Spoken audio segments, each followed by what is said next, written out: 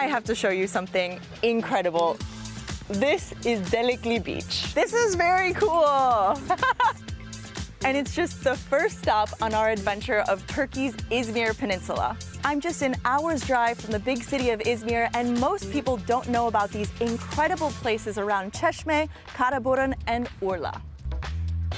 I'm going to show you some amazing beaches, taste incredible food, learn about history, and visit a place time has forgotten. I'll even try to be sporty on camera. I crashed in a hotel. So, let's go. Our first stop is the town of Alaçatı in the trendy resort area of Çeşme. It's gotten more popular and expensive in the last 10 years, but there are still lots of quiet streets and very cute cafes. I definitely think it's worth a visit. I head to Bumba Breakfast Club to try a Turkish ritual, kahvaltı, the classic Turkish breakfast. I can hardly believe my eyes. We have a variety of spreads, multiple cheeses, potatoes, olives. We're in an olive-producing region. I also ordered menemen, which is tomatoes, eggs, and peppers, one of my favorite Turkish dishes. I'm just gonna try my best to decide what to eat first.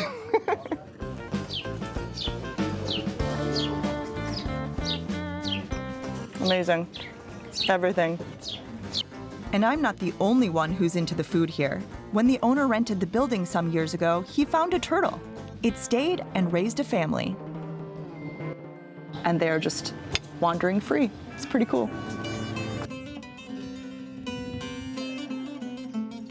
Alaçatı was a thriving agricultural hub in the 17th and 18th centuries. The Greek Orthodox population who lived here built these incredible stone houses, many of which have been turned into hotels, bars, and restaurants.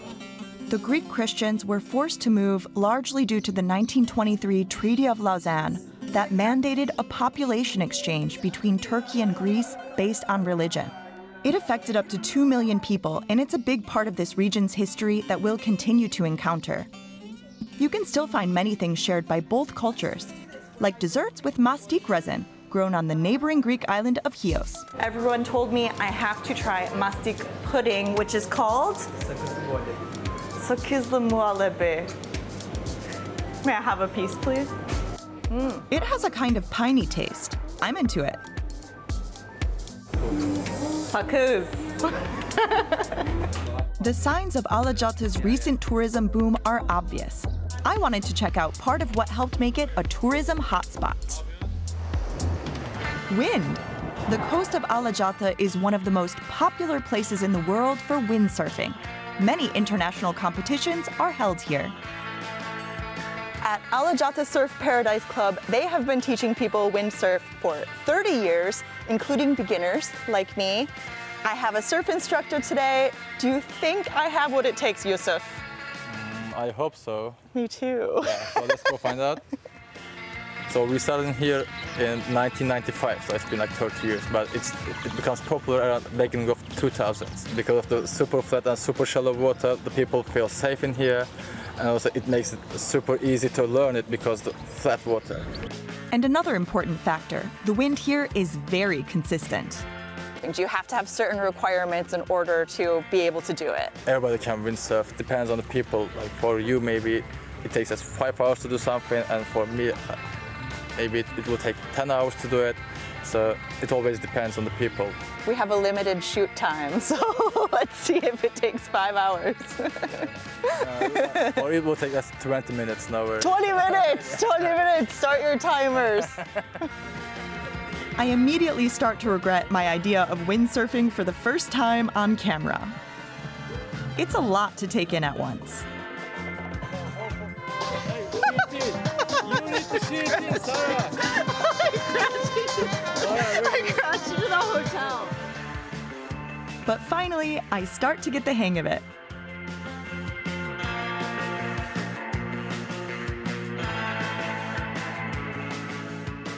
I did it without falling. Thank you to Yusuf, who was a really awesome teacher. I have to say, thank you very, very much. Now I'm heading east to Urla. This is one of Turkey's wine regions, and it's home to around a dozen wineries. Wine has been produced in this region since ancient times. Today, I visit Hus, a boutique winery that Ceylan Ertuğrul Diaz Leon founded with her late husband in 2018. She tells me more about Urla's wine tourism boom. Urla has a very long history about viticulture actually, but with the Greek population moving and Ottoman Muslim population coming to the region, this was kind of lost and forgotten, unfortunately. After a century without wine production, around 20 years ago, Turkish wine pioneers brought viticulture back to Urla. The latecomers also joined them, and 5 wineries founded like Urla Vineyard Association 10 years ago. And now we are 10 producers in the association, cooperating with each other and always trying to improve ourselves and the enoturism and viticulture of the region. I would also like to learn and taste a little bit of what you produce here. So yes, you are gonna do it. Yeah, let's try that. So, as white, we have Muscat de Bornova of Bornova. It's a type of Muscat. Yeah, so this is one you definitely have to try when you're in Urla. Yes, yeah, okay. Really nice. Yeah. It's very refreshing, very light, perfect for this Aegean weather. Yeah. I'm a fan of Turkish wines now, what can I say? Thank you for your visit. I find it fascinating that this is one of the longest inhabited regions on the Aegean coast. Since the First Bronze Age, it's been home to many civilizations, the Ionians, the Persians, the Byzantines, Ottomans, among others, thanks in part to its fertile soil. I'm about to taste more of what these lands have to offer at farm-to-table restaurant Od Urla. Chef Osman Sezenar's restaurant is a major part of what is making Urla a fine dining hotspot in Turkey. It's one of several Michelin-starred restaurants around Urla. It also has a green star, reserved for restaurants in the Michelin Guide at the forefront of sustainable practices. Od Urla works with producers in the region to source locally and also grows ingredients on Sezenar's own farmland. To start, locally caught blue-tailed shrimp. We put our çeşme lemon and we made a gel from there, and also with orange gel, and also we are using our own mints, and we made a mint salsa verde, and you can see there is mint salsa verde on the top of the shrimp also. I hope you're gonna like it. Next, manti, small Turkish dumplings with artichokes grown on the farm and calamari. I really wanted to try artichokes, which are from the region, and this is just blowing my mind. What can I say? Grouper in oyster sauce with artichoke confit. I wish this meal would never end. Fortunately, there's still dessert. Chocolate mousse with hazelnut praline and homemade sweets. This meal, the whole experience has been more than amazing. I loved it. What can I say? And while you're in the area, be sure to visit the historic streets of Urla town.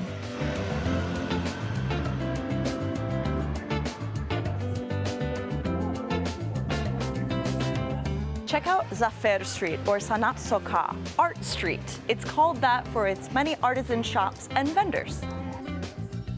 Its historic buildings harken back to when it was Urla, a Greek village. Seni çok sevdim. Belki durduramazsın sessizliğinde.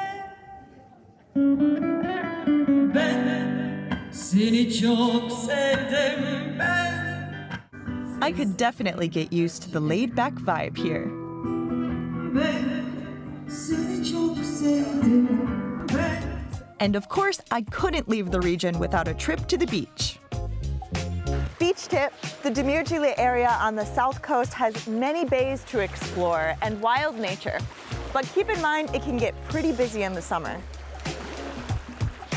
But for sunset tonight, I have plenty of space to myself.